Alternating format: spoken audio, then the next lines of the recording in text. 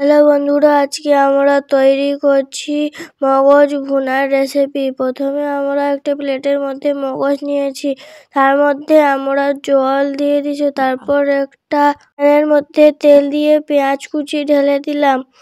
এরপর ভালো করে পেঁয়াজগুলিকে ভেজে নিতে হবে। পেঁয়াজ কুচি আমরা ভালো করে ভেজে নিব।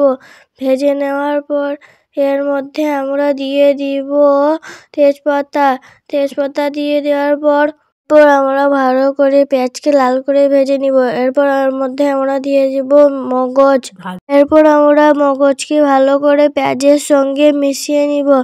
এরপর আমরা এর মধ্যে দিয়ে দিব লঙ্কা গুঁড়ো। এরপর আমরা হলুদ গুঁড়ো দিয়ে দিব। এরপর আমরা দিয়ে দিব নুন। এরপর আমরা দিয়ে দিব জিরে গুঁড়ো। এরপর এর মধ্যে আমরা দিব আদা রসুন বাটা। এরপর আমরা ভালো করে মিশিয়ে নেব।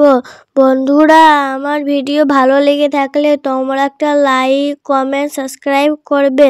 সাবস্ক্রাইব করতে ভুলবে না। আমাদের মগজ ভাজা হয়ে গেছে। এরপর আমরা এর মধ্যে দিয়ে দিব জল। জল দেওয়ার পর আমরা 5 মিনিট রেখে দিব। বন্ধুরা, তোমরা যারা ইউটিউব থেকে দেখছো তোমরা ইউটিউবে সাবস্ক্রাইব করবে, আর যারা ফেসবুক থেকে দেখছো তোমরা ফেসবুকে ফলো করবে। এরপর আমরা এর মধ্যে দিয়ে দিব ধনিয়া পাতা দিয়ে দেওয়ার পর আমরা ভালো করে মিশিয়ে নিব।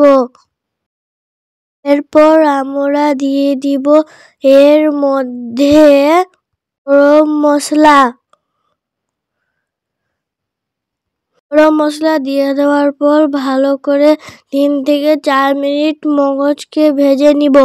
বন্ধুরা, আমাদের মগজ ভাজা তৈরি হয়ে গেছে। ভিডিওটা ভালো লাগলে একটা লাইক করবে।